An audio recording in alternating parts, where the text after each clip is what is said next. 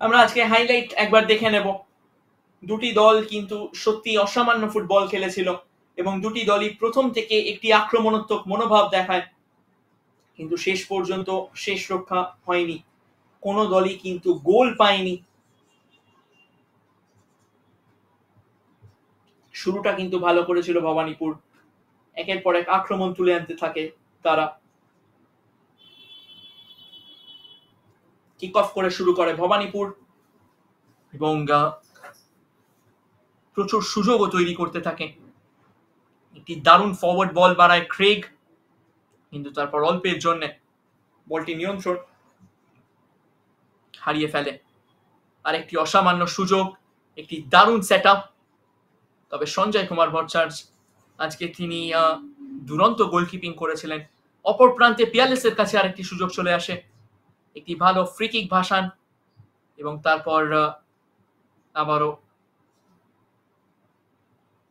প্রায় বাজ পাখির মতোই বলা যেতে পারে নিজের শরীরটিকে ছুড়ে দিয়ে দলের নিশ্চিত পতন কিন্তু রোধ করেন ভবানীপুরের গোলরক্ষক শঙ্কর রায়। আরেকটি লং রেঞ্জের এই ক্ষেত্রে, এবং এই পুল ফ্রম দ্য ব্যাক একদমই বিধিসম্মত ছিল না। আরেকটি ডান দিক থেকে আক্রমণ তুলে এনেছিল লেকলাং সিএম লিয়ে, তিনি কিন্তু আজকে সারা ম্যাচে ব্যস্ত ছিলেন। এবং তারপর সামাদ আলী মালিকের জোরালো শট সরাসরি কিন্তু চলে যায় সঞ্জয় ভট্টাচার্যের হাতে। আরেকটি দুরন্ত ফরওয়ার্ড বল এবং ঠিক শুট করার আগে বাধাপ্রাপ্ত হন ক্রেগ। আরেকটি কর্নার, সঞ্জয় কুমার ভট্টাচার্য তিনি কিন্তু সারাক্ষণ গেমে ছিলেন। ফার্স্ট হাফ শেষে কোনো দলই কিন্তু গোলের মুখ খুলতে পারেনি। দ্বিতীয়ার্ধে ভবানীপুর কিন্তু বেশ নেড়ে চড়ে ওঠে এবং শুরু থেকেই আক্রমণের বন্যা বইয়ে দেয়। তবে যে সুযোগগুলি তারা পান তার সেই সুযোগগুলি সদ্ব্যবহার তারা করতে পারেনি। কিছু অসামান্য শট সরাসরি কিন্তু বল গেছিল গোলরক্ষকের হাতে বারবার, এবং অনেক ক্লোজ চান্সেস কিন্তু তারা গিফট করে চলে আসে। আরেকটি দুরন্ত ফ্রি কিক নিয়েছিলেন ওয়ানিজু পাজু, কিন্তু তার জায়গায় ছিল না। খেলার শেষের দিকে ব্যাক টু ব্যাক তিনটে কর্নার আদায় করে নেয় কিন্তু ভবানীপুর, এবং সেই সঞ্জয় ভট্টাচার্য যখন যেখানে প্রয়োজন হয়েছে তাকে আজ কিন্তু তিনি উঠে দাঁড়িয়েছেন। আরেকটি দুরন্ত স্লাইডিং ট্যাকল, ভবানীপুরের সেই ফ্রি কিক যেখান থেকে বিপদ সৃষ্টি হয়েছিল।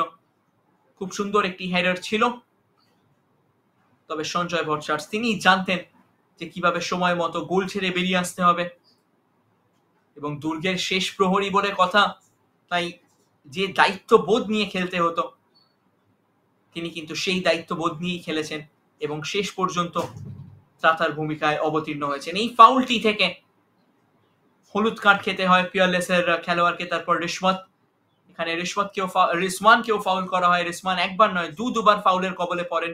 তার যে গতিটা ছিল সেই গতিটা কিন্তু অত্যন্ত চরম, এবং সঙ্গে সঙ্গে তিনি দাবি জানান হলুদ কার্ড দেখানো হয়। আর লাঙ্কি নংসিএচকে তিনি অলরেডি হলুদ কার্ডে ছিলেন এবং তারপর লাল কার্ড দেখে বেরিয়ে যান।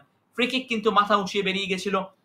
ডান দিক থেকে ক্রেগ আবারও আক্রমণ তুলে আনেন, তবে ফাউলের কবলে পড়েন। রেফারি জানিয়ে দেন আরেকটি ফ্রি কিক সামাদ আলী মালিক ভাসিয়েছিলেন এবং একটি সুন্দর হেডার ছিল, তবে প্রস্তুত ছিলেন সঞ্জয় ভট্টাচার্য। খুব সুন্দর বলটিকে পাম্প করে বার করে দেন মাঠের বাইরে, এবং শেষ পর্যন্ত খেলাটি গোল শূন্যভাবে শেষ হয়।